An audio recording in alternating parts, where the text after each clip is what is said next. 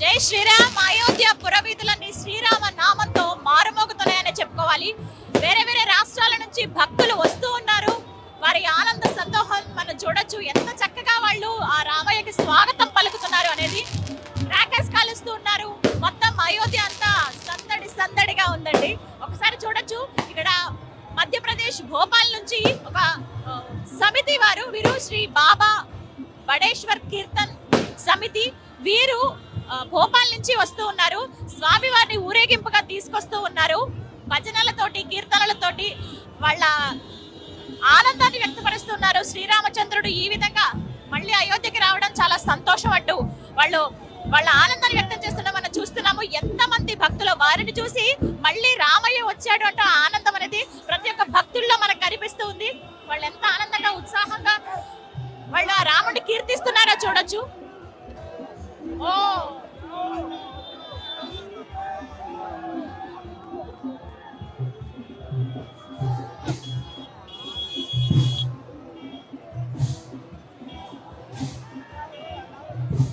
పిల్లలు ఎవరైనా పట్టుకున్నావా?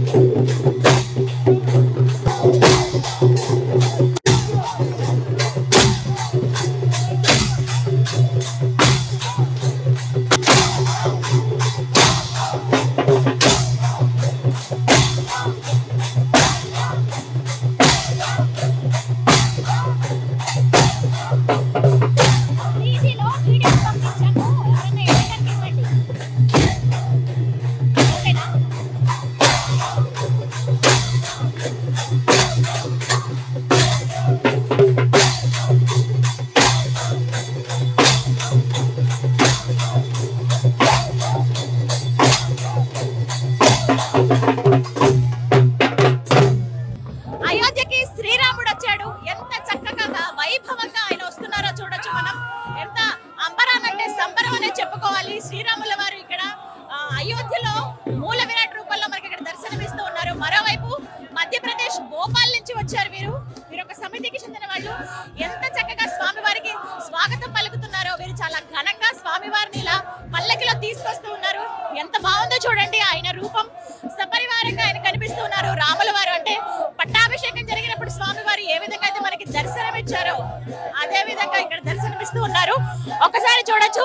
రాముల వారు, సీతమ్మ తల్లి, లక్ష్మణుడు, భరతుడు, శత్రుఘ్నుడు, జాంబవంతుడు కూడా ఇక్కడ దర్శనమిస్తారు. అలాగే హనుమంతులు, రామబంటు హనుమాన్ ఇక్కడ స్వామివారికి నమస్కరిస్తున్నట్టుగా ఎంత ముగ్ధ మనోహరంగా ఉన్నాయి ఆ రూపాలు.